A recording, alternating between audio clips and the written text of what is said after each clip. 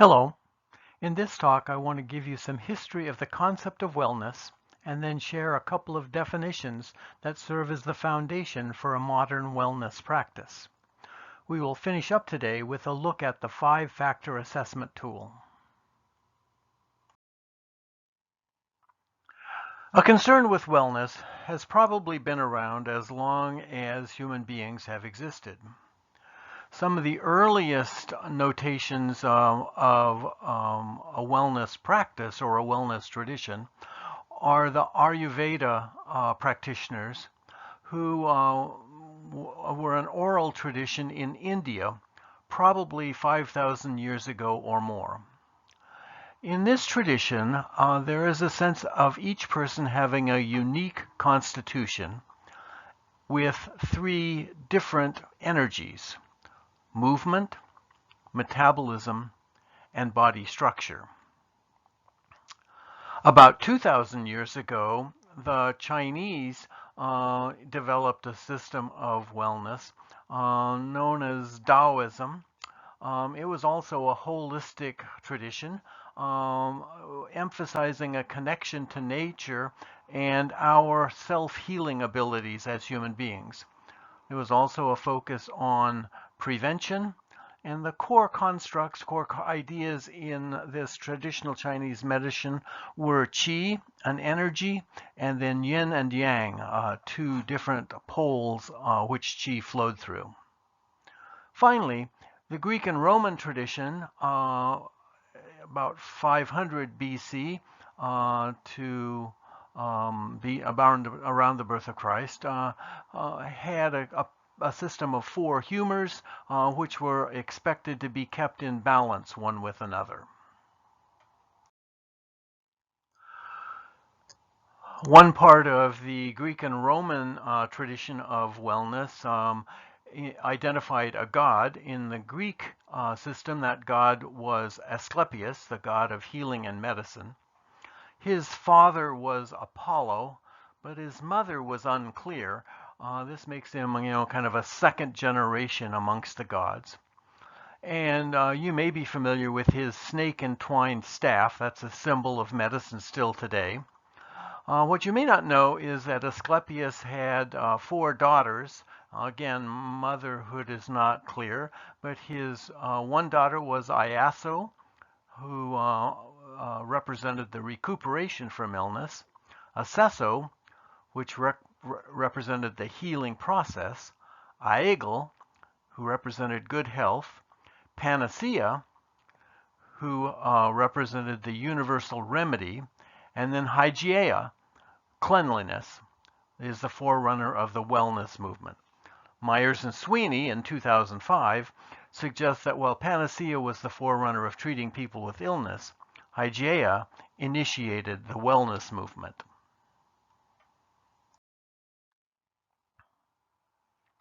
In the 19th century, many alternative therapies emerged in the West. We see here icons for naturopathy, homeopathy, chiropractic, and osteopathy. Each of these approaches promoted the idea that health is maintained through lifestyle choices: diet, exercise, and a balance of mind, body, and spirit. As you can see here, these professions all continued some relationship with Asclepius and his snake-entwined staff. Sometimes psychology has continued this relationship with the staff of Asclepius in their logo or their icon. Now, if you don't like the idea of the logo or icon for your profession being a staff with a snake wrapped around it, you can consider adopting Psyche as your icon. She was a beautiful Greek mortal. In fact, she was so beautiful that Venus, the goddess of love and beauty, got jealous and sent her son Cupid to shoot her with one of his love arrows so that she would fall in love with some monster. This plan goes awry when Cupid scratches himself with his own arrow and falls in love with Psyche. This causes a whole big mess, but that is not relevant to our talk today. As early as 1918, Alfred Adler introduced the term Gemeinschaftsgefühl, a definition of positive and healthy style of engaging with the world. Aside from Adler and individual psychology, most of the early work in wellness was in the medical field.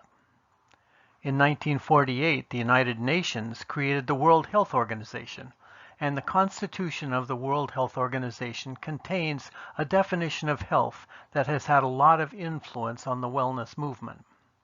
Halbert Dunn published a collection of his radio talks on wellness in a book, High Level Wellness. Beginning in the 1970s, Bill Hetler organized the National Wellness Institute, and it has continued to conduct an annual conference. Individual psychology practitioners continued to develop the idea of mental health and the construct of Gemeinschaftsgefühl, leading to a model of psychological wellness that was first presented by Tom Sweeney and Mel Whitmer in 1991.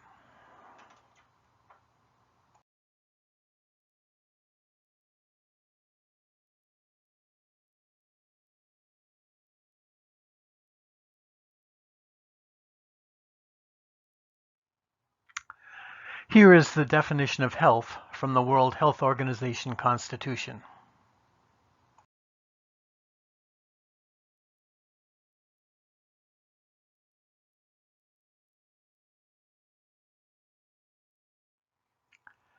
And here is the definition of wellness that evolved out of the group of individual psychologists and has become the indivisible self model.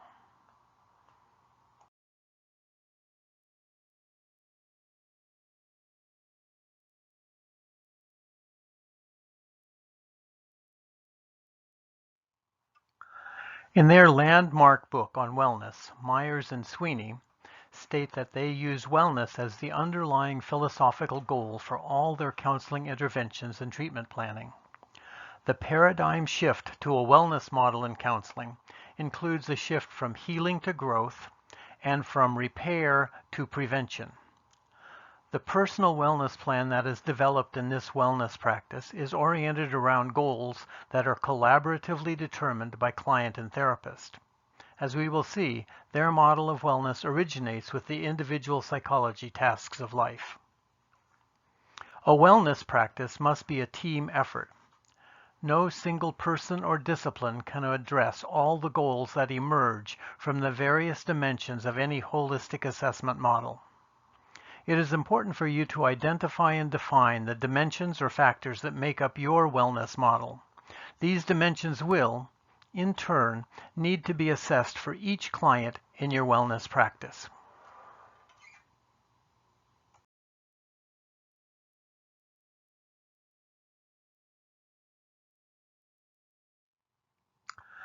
The five-factor indivisible self model is being widely used in research and practice.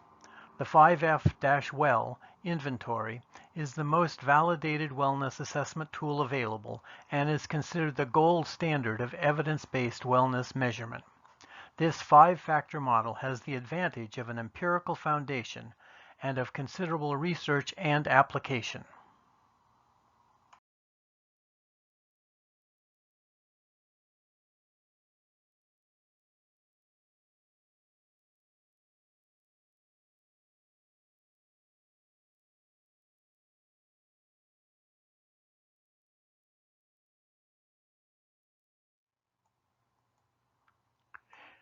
In the course handouts, there is a copy of the self-assessment tool for the indivisible self five-factor model.